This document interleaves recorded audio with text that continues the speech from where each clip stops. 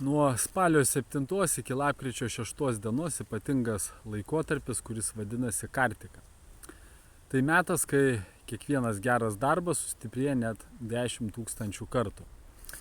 Per Kartiką pagal Vedas kūrėjas tampa nepaprastai gailestingas, ir mūsų dvasiniai ir materialūs darbai įgauna didžiulę galią. Sėkmės paslaptis šiuo metu tai įžadai. Yra du keliai, kaip šį laikotarpį išnaudoti prasmingai. Tai pirmas – pridėti naują praktiką, o antras – atsisakyti to, kas trukdo tobulėti. Ir svarbi šio laikotarpio praktika – uždegti ugnelę arba žvakę ir pasiūlyti ją kūrėjui. Ryte arba vakare. Šviesa simbolizuoja žinojimą, kuris naikina neišmanymą. Ir šiuo periodu galima pradėti naują praktiką, kartuoti mantras, melstis, kartuoti šventus Dievo vardus, skaityti Bhagavad Gitą ar kitą šventraštį artimesnį jums kasdien. Užsiimti labdarą irgi būtų palanku.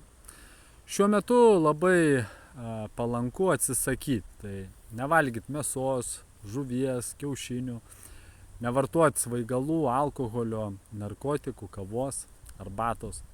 Nežaisti azartinių žaidimų, susilaikyti nuo lytinių santykių.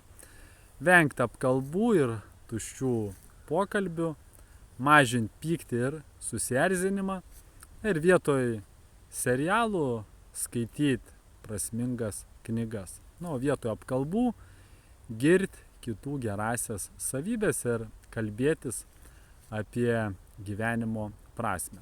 Tai pabandykite padaryti šią transformaciją. Pasirinkit įžadą šiuo metu, laikykitės jo ir jūsų gyvenimas pasikeis. Tai nepraleiskit šio ypatingo laikotarpio, komentaruose parašykit, koks bus jūsų įžadas, kurio laikysitės ir pradėkit savo transformaciją šiandien.